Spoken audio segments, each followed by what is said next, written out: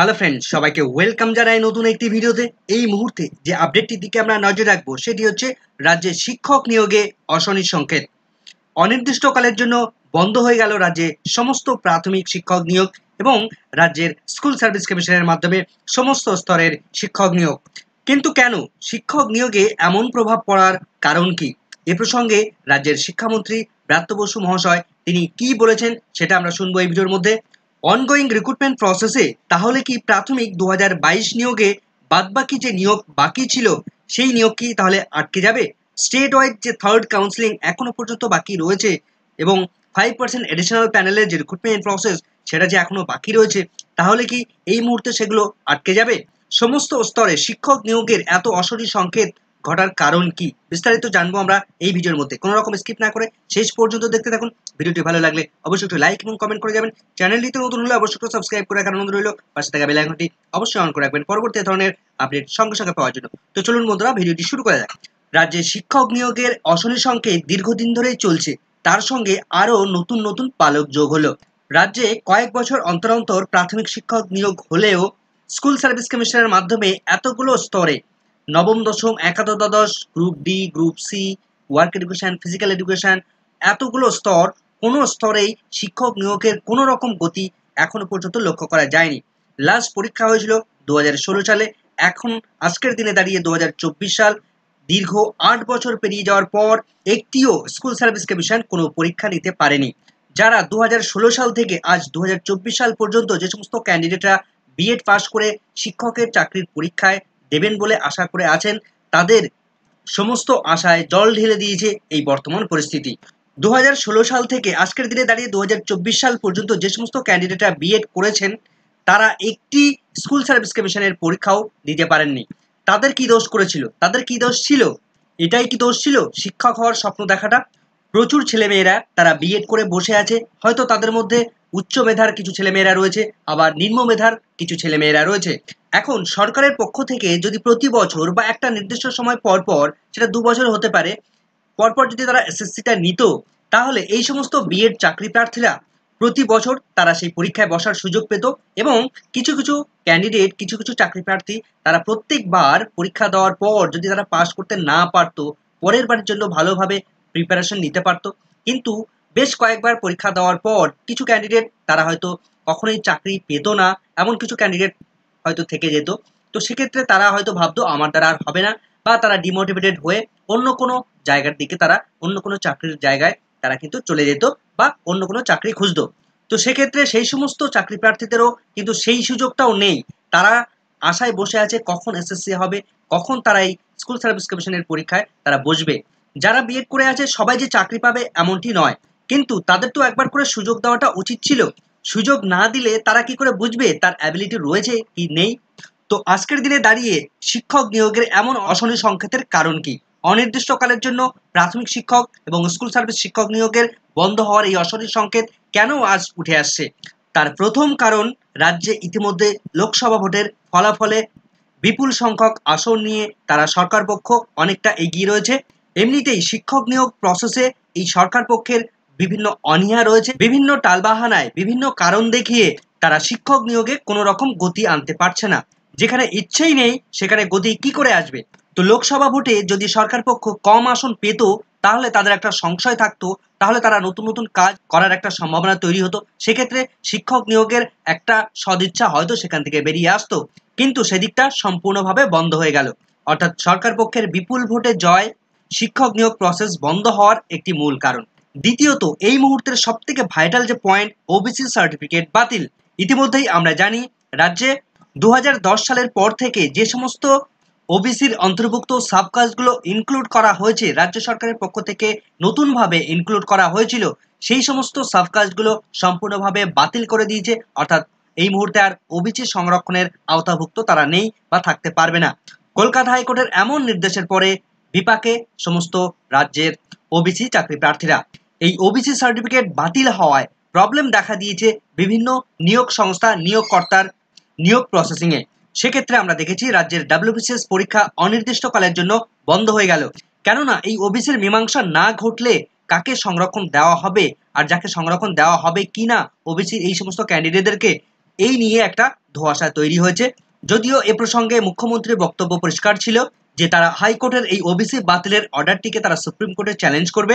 তবে রাজ্যে লোকসভা ভোট থাকার কারণে সেই প্রসেসিংটা সুপ্রিম কোর্টে অ্যাপিল করাটা কিন্তু অনেকটা দেরি হয়ে যাচ্ছে।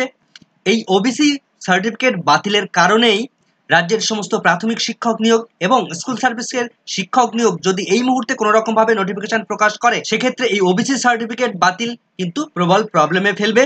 তার কারণ কাকে সংরক্ষণ দেওয়া হবে, কাকে সংরক্ষণ দেওয়া হবে না, সেই বিষয়টা কিন্তু এই নিয়োগকর্তার সংস্থা তারাই নির্দিষ্ট কনক্লুশনে নিজেরাই আসতে পারবে না। তো সেক্ষেত্রে জটিলতা তৈরি হয়েছে একটা ব্যাপক পরিমাণে। সারা রাজ্য জুড়ে এই সংকট তৈরি হয়েছে। রাজ্যের সমস্ত নিয়োগ প্রসেসটা থেকে শুরু করে কলেজ বিশ্ববিদ্যালয়ে ভর্তি প্রসেসিং এও কিন্তু এই ধরনের সমস্যা তৈরি হয়েছে যে কাকে সংরক্ষণ দেওয়া হবে, মার্কসের কোনো গ্রেস দেওয়া হবে কিনা, সে বিষয়ে সংকট তৈরি হয়েছে। তো ওবিসি সার্টিফিকেট বাতিল নিয়ে রাজ্যের শিক্ষামন্ত্রী তিনি কি বলেছেন তা আমরা তার বক্তব্য শুনে নেব। ওবিসি সার্টিফিকেটগুলো বাতিল হয়ে গেছে 2011 সালের পর যেগুলো হয়েছিল। বিশ্ববিদ্যালয়ে যখন ভর্তি প্রক্রিয়া চলছে তারা বুঝতে পারছেন না কোন ওবিসি সার্টিফিকেটটাকে ভ্যালিডেট করবেন। শিক্ষা দপ্তরের কাছ থেকে কোনো নির্দেশ নেই। পোর্টালে খুব পরিষ্কারভাবে নির্দেশ দিয়ে দেওয়া হবে, এটা অপেক্ষা করুন, আর 2-1 দিনের মধ্যেই জানতে পারবেন। ডাব্লিউবিসিএস পরীক্ষাও আটকে থাকছে তার জন্য। দেখুন, এটা আমি বলতে পারবো না, কিন্তু আমরা পরিষ্কারভাবে মুখ্যমন্ত্রী বলেছেন যে এই রায় আমরা মানি না, আমরা উচ্চতর আদালতে যাব। তৃতীয়ত, সরকারের প্রবল ইচ্ছাশক্তির অভাব। ভোটের আগে প্রায় 25,000 শিক্ষকের চাকরি বাতিল এবং ওবিসি সার্টিফিকেট বাতিল, এই দুটো কারণে সরকার অনেকটা ব্যাকফুটে চলে গেলেও সেটা কিন্তু ভোট ব্যাংকে কোনো রকম ভাবে প্রভাব পড়েনি। সরকারের যদি প্রবল ইচ্ছাশক্তি থাকে তাহলে এই জনসমর্থনটাকে ধরে রাখার জন্য অবশ্যই একটা নিয়োগ প্রসেসিং শুরু করে দেওয়া অবশ্যই দরকার। কিন্তু স্কুল সার্ভিস কমিশনের এই 25,000 চাকরির বাতিল, সেই বিষয়টা সুপ্রিম কোর্টে এখনো বিচারাধীন রয়েছে।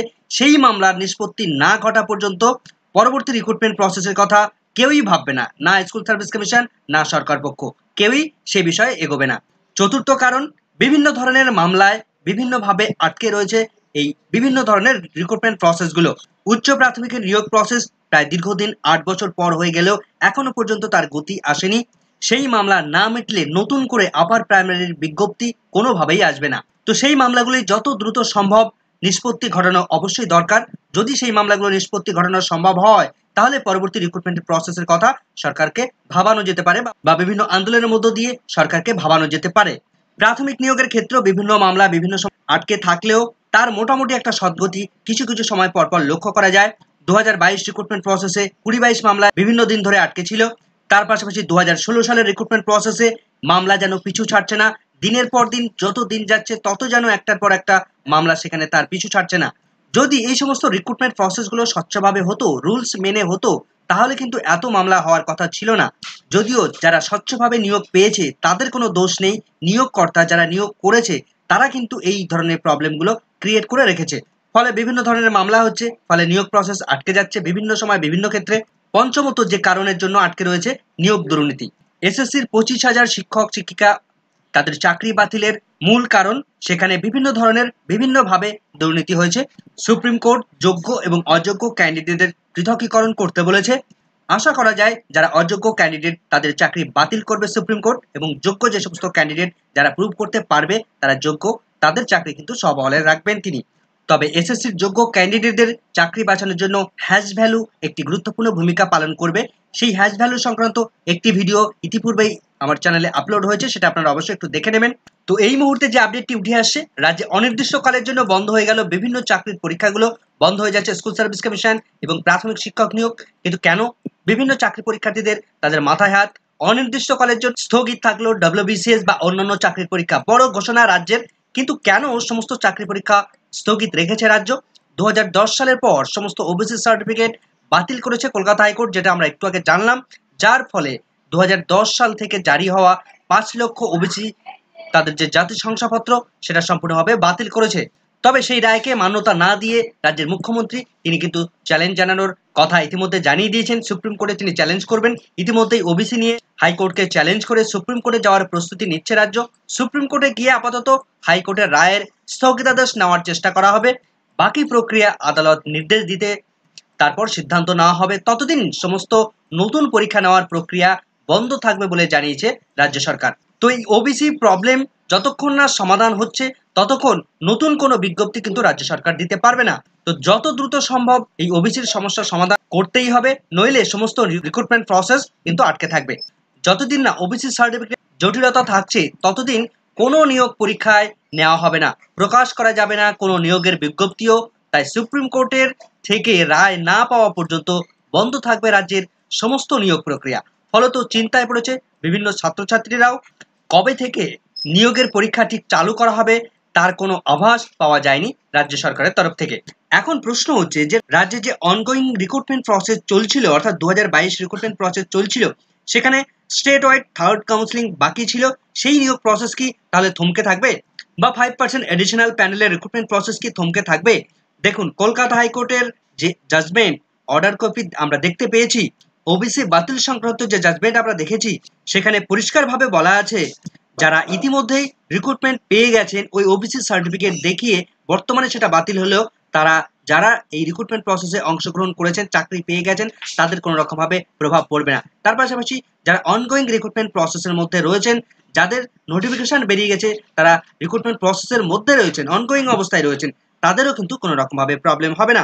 সেক্ষেত্রে 2022 রিক্রুটমেন্ট প্রসেসটা কিন্তু অনগোয়িং রিক্রুটমেন্ট প্রসেসের মধ্যে পড়ছে। সেক্ষেত্রে 2022 রিক্রুটমেন্ট প্রসেসে যারা ওবিসির সংরক্ষণ পেয়েছিলেন তাদের ক্ষেত্রে কোনো রকমভাবে প্রবলেম হবে না।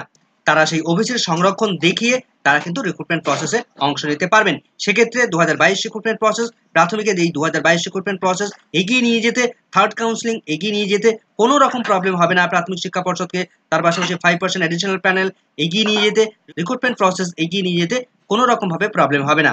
তাই আপাততভাবে নতুনভাবে কোনো রিক্রুটমেন্ট প্রসেস বা তার নোটিফিকেশন করতে পারবে না, বা ইচ্ছে থাকলেও রাজ্য সরকার করবে না, পরিষ্কারভাবে তারা জানিয়ে দিয়েছে।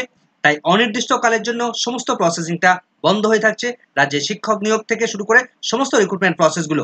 তবে যত দ্রুত সম্ভব এই ওবিসি সুপ্রিম কোর্ট থেকে এই ওবিসি সংক্রান্ত মামলা নিষ্পত্তি ঘটানো সম্ভব, বা স্থগিতাদেশ নিয়ে আসা যদি সম্ভব হয়, তাহলে কিন্তু পরবর্তী রিক্রুটমেন্ট প্রসেসের গতি আনানো সম্ভব।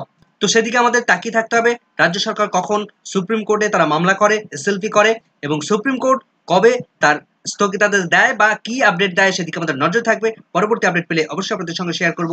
এই মুহূর্তের এই ভিডিওটি ভালো লাগলে অবশ্যই একটু লাইক এবং কমেন্ট করে যাবেন। চ্যানেলটিতে নতুন হলে অবশ্যই একটু সাবস্ক্রাইব করে রাখার অনুরোধ রইল। পাশে থাকা বেল আইকনটি অবশ্যই অন করে রাখবেন পরবর্তী ধরনের আপডেট সঙ্গে সঙ্গে পাওয়ার জন্য। সকলকে ধন্যবাদ।